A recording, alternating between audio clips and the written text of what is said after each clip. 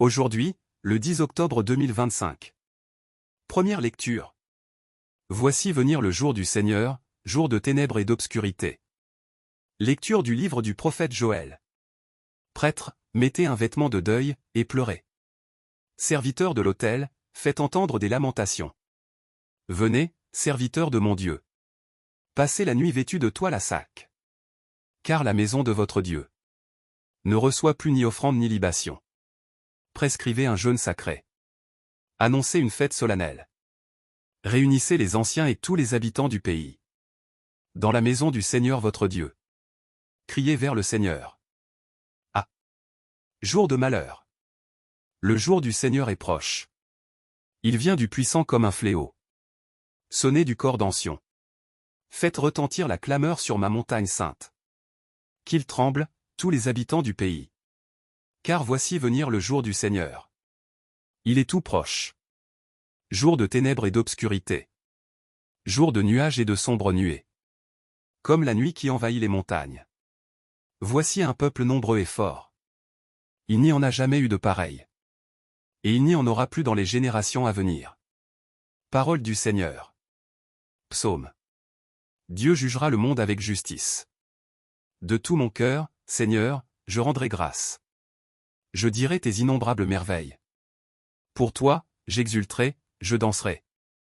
Je fêterai ton nom, Dieu très haut. Tu menaces les nations, tu fais périr les méchants.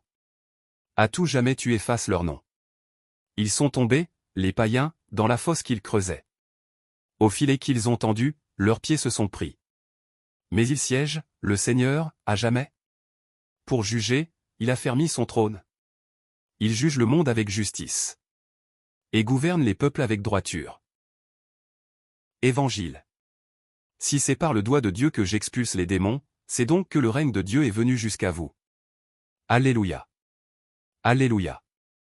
Maintenant le prince de ce monde va être jeté dehors, dit le Seigneur. Et moi, quand j'aurai été élevé de terre, j'attirerai à moi tous les hommes. Alléluia. Évangile de Jésus-Christ selon saint Luc.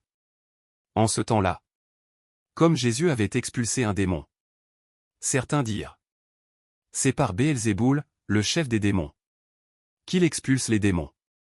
D'autres, pour le mettre à l'épreuve, cherchaient à obtenir de lui un signe venant du ciel. Jésus, connaissant leurs pensées, leur dit: tout royaume divisé contre lui-même devient désert. Ses maisons s'écroulent les unes sur les autres.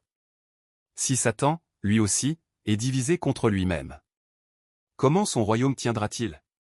Vous dites en effet que c'est par Béelzéboul que j'expulse les démons.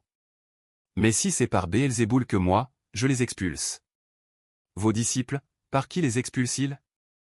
Dès lors, ils seront eux-mêmes vos juges. En revanche, si c'est par le doigt de Dieu que j'expulse les démons, c'est donc que le règne de Dieu est venu jusqu'à vous. Quand l'homme fort, et bien armé, garde son palais, tout ce qui lui appartient est en sécurité. Mais si un plus fort survient et triomphe de lui, il lui enlève son armement auquel il se fiait. Et il distribue tout ce dont il l'a dépouillé. Celui qui n'est pas avec moi est contre moi. Celui qui ne rassemble pas avec moi disperse. Quand l'esprit impur est sorti de l'homme, il parcourt des lieux arides, en cherchant où se reposer. Et il ne trouve pas. Alors il se dit: je vais retourner dans ma maison, d'où je suis sorti. En arrivant, il la trouve balayée et bien rangée. Alors il s'en va. Et il prend d'autres esprits encore plus mauvais que lui. Au nombre de 7. Ils entrent et s'y installent. Ainsi, l'état de cet homme-là est pire à la fin qu'au début. Acclamons la parole de Dieu.